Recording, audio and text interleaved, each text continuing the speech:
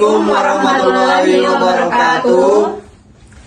Kami mahasiswa semester 7 Pendidikan Guru Sekolah Dasar Pokjar Balikpapan akan mempraktikkan mata kuliah praktikum IPA di SD.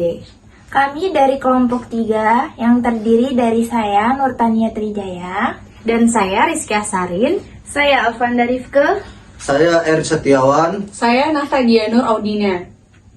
Adapun praktikum yang kita lakukan yang pertama yaitu praktikum perubahan wujud zat. Assalamualaikum warahmatullahi wabarakatuh. Saya akan melakukan percobaan 1 yaitu titik lebur es. Adapun tujuannya yaitu menguji bahwa titik lebur es adalah 0 derajat Celcius dan menguji bahwa titik didih air adalah 100 derajat Celcius. Adapun alat dan bahannya yaitu yang pertama es batu, kemudian termometer, statis, tripod, lampu spiritus, bejana, sendok kecil, dan kasa. Kaca dengan bongkahan es yang telah dihancurkan. Kemudian panaskan bejana dengan nyala api yang kecil dan aduklah pelan-pelan secara terus-menerus sampai mencapai suhu 100 derajat Celcius.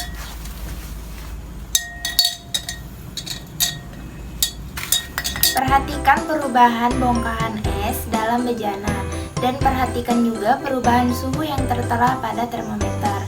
Kemudian catat setiap ada perubahan suhu dan perubahan wujud pada kertas kerja.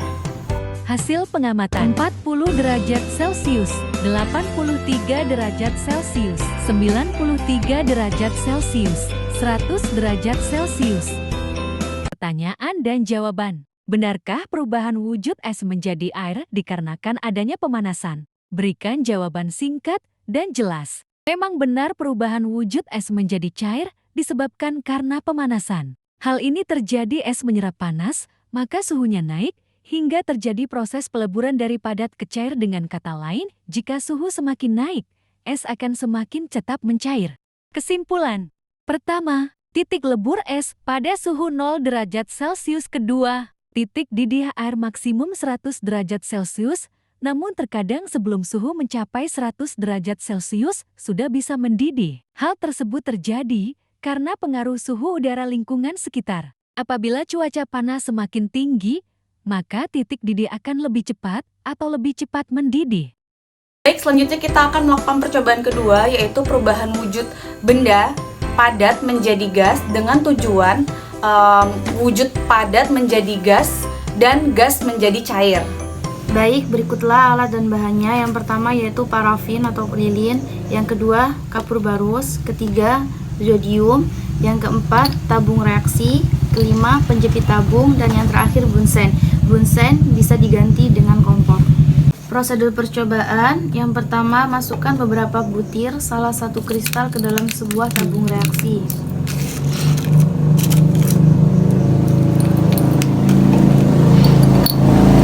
Masukkan kapur barus secukupnya ke dalam tabung reaksi.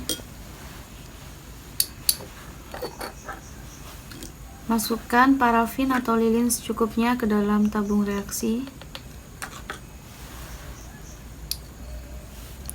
Langkah kedua, nyalakan kompor dan panaskan tabung reaksi. Kita bisa lihat ketika garam kita masukkan di tabung reaksi dan kita panaskan, maka perubahan wujud zat padat tadi lama-lama dia akan menguap atau menjadi gas. Bisa kita lihat. Nah, dalam proses ini garam yang tadi kita isi sedikit demi sedikit akan menjadi gas atau menguap. Apakah dia mencair? Ternyata tidak, karena garam pada saat dipanaskan dia akan menguap.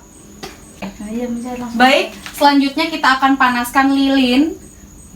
Kita lihat perubahannya dari padat menjadi cair. Nah, kita bisa lihat, boleh diangkat sedikit. Nah, hasil dari perubahan wujud menjadi cair dan dia tidak akan menjadi gas. Baik, selanjutnya kita akan panaskan kapur barus. Lihat apa yang terjadi pada perubahan di kapur barus. Apakah dia akan menjadi gas atau mencair? Oke, ternyata setelah dipanaskan kapur barus menjadi perubahan wujud dari padat menjadi cair. Hasil pengamatan. Sodium kristal langsung menguap dan setelah dingin kristal semakin kering karena ada penguapan. Kapur berus mencair dulu dan setelah dingin kembali membentuk kristal. Lilin mencair dulu dan setelah dingin kembali membentuk kristal. Pertanyaan dan jawaban, apa yang terjadi jika uap atau gas tersebut kemudian didinginkan? Jawab, setelah uap didinginkan, maka akan membentuk butiran-butiran kristal kembali. Kesimpulan, setelah kita melakukan percobaan, tidak semua benda jika dipanasi akan berubah menjadi gas atau sebaliknya. Ada beberapa benda yang akan berubah menjadi gas, tapi ada juga yang berubah menjadi cair dan bahkan tidak berubah bentuknya. Baik, selanjutnya kami akan melakukan percobaan perubahan wujud cair menjadi gas. Tujuan dari percobaan ini adalah untuk menguji perubahan zat cair menjadi wujud gas, kemudian untuk menguji perubahan zat gas menjadi wujud cair. Berikut alat dan bahan yang telah kami siapkan. Di sini ada kaca bejana, lalu ada termometer, kemudian ada pipa plastik kecil yang berukuran 1/2 inci, kemudian ada penjepit, kemudian ada tabung reaksi, kemudian ada ketel uap. Ambil air secukupnya ke dalam ketel uap atau teko, kemudian tutup rapat, lalu lengkapi dengan pipa plastik dan termometer. Hubungkan pipa plastik dengan tabung reaksi sebagai penampung uap air. Masukkan tabung reaksi ke dalam bejana yang telah diisi dengan air dingin.